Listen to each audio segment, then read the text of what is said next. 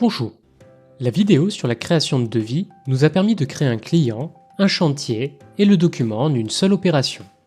Nous allons maintenant saisir le contenu du devis créé dans ce précédent tutoriel. Le contenu des devis et factures peut être organisé en titres et sous-titres.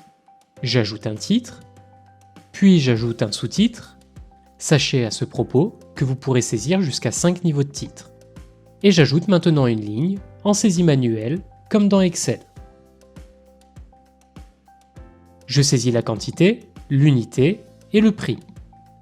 Je passe d'un champ à l'autre à l'aide de la touche Tab de mon clavier. Bien que pratique, cette méthode vous oblige à tout retaper à chaque devis. J'ajoute une nouvelle ligne, mais en utilisant cette fois un ouvrage enregistré dans ma bibliothèque. En sélectionnant un ouvrage, tous les champs sont remplis automatiquement. Libellé, unité, prix de vente, je saisis simplement la quantité. En plus des titres et des lignes, il est également possible de créer un commentaire. Celui-ci permet de saisir du texte, sans numéro de ligne, ni prix, ni unité. Comme nous l'avons fait pour insérer un ouvrage depuis la bibliothèque, il est possible d'insérer des textes préenregistrés pour gagner du temps. Enfin, la ligne de saut de page, comme son nom l'indique, permet d'intégrer des sauts de page à la génération du PDF. Dans la colonne de droite, d'autres options facilitent la saisie du contenu d'un devis. Vous pouvez tout d'abord copier ce devis, que ce soit pour la même affaire ou pour un autre client. Vous pouvez également créer des révisions de ce devis, qu'il s'agisse de mettre à jour les tarifs de celui-ci ou bien de proposer des variantes. Vous pourrez alors basculer en un clic de la révision au devis initial. Si le contenu de ce devis est régulièrement présenté sous cette même forme ou sous une forme similaire pour d'autres marchés, le mieux sera encore de le créer en devis type pour pouvoir le récupérer très simplement les fois suivantes.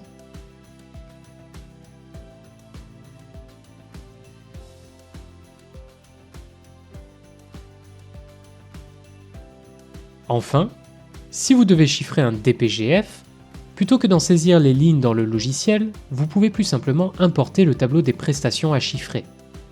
Veillez à bien lire les explications avant de réaliser l'import.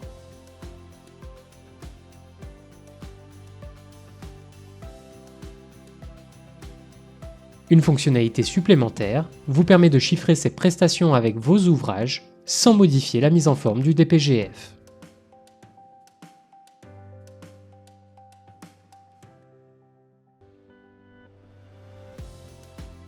Pour terminer ce tutoriel, j'attire votre attention sur le bouton Enregistrement automatique. Une fois activé, le logiciel enregistre mon devis au fur et à mesure que je le saisis, sans avoir besoin de cliquer sur le bouton Enregistrer, m'évitant de perdre des heures de travail à cause d'une perte de connexion par exemple.